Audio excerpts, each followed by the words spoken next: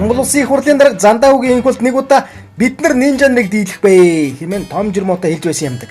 Төр нэргнээ дийлэхгүй байна гэж хэлэхэр чинь манад ер нь төр байна уу юу гэсэн асуулт гарнаа да. Тэгсэн хэрнээ нинжа нарт ухуулж ноён муулыг сүйтгүүлж байхаар Сентара голдод өгчвөл нинжа нараас айхамгүй болчихно гэж хэлж байлаа. Бүглүүтэн тусгаар улсын төр цэрэг цагдаа дийлэхгүй байхад гадны нэг компани бол асуудлыг доор нь шийдчихнэ гэж бодохоор ямар шоу сул дорой төртэй вэ гэдг нь ойлгогдно. Дургууд хүчгүй гэж үгүй тэр л дээ. Өөрсдөд нь ашиг унахгүй болохоор бид нар дийлэхгүй гэд гэдийгээ суучдаг. Ашиг унахаар юмд болохоор Монголын дөрвөн төвчтэй бүх хүнийг цуглуулж чадаад байдаг Монгол улсын маань төр хөөрхий. Ийм л хүмүүс биднийг залж захирж явна. Одоо тэгээд бид хэндэж хийж хандах вэ?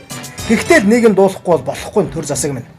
Одоо тэгээд тэр цагдаа очиж дийлдэггүй цэрэг хөдөлгөөч бардаггүй нинжа нар чинь алт ухаа болж байгаа юм гин. Алтыг тоохоо болсон юм бахав.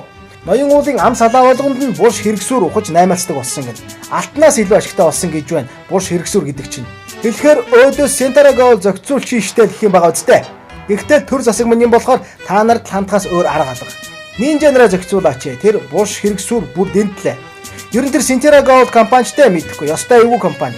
Тэр компани чинь орон нутагтай харилцах ажилтан Туяа гэж хүний хүү Эрдэнэбаяр гих залуу зөвхөн аванзандаа гэхэд 100 мянган Америк доллар авдаг гинлээ. Ямар ажил хийгээрээ ийм өндөр цалин авдаг юм бүү мэд. Тэгэхээр одоо яалтаа ч юм блэ дээ. Төр шиг төр, засаг шиг засагтай л болчих юмсан.